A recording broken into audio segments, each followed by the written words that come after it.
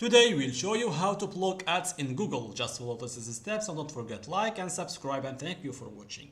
Just follow, open your Google Chrome and go to searching and put like this here, like Google extension. Okay guys, this is Google extension. Okay, just click OK and go now the first.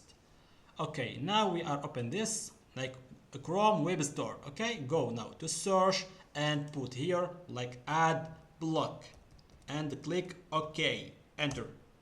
Okay, just now click to this, the first, this ad block, the block ads of your Google Chrome.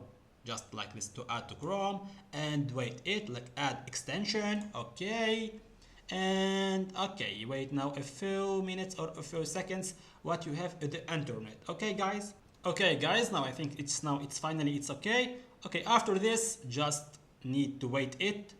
Okay, finally now it's here and you can do like this and it's okay. Now this is for ad block, for block any ads. Okay guys, just don't forget like and subscribe, and thank you for watching.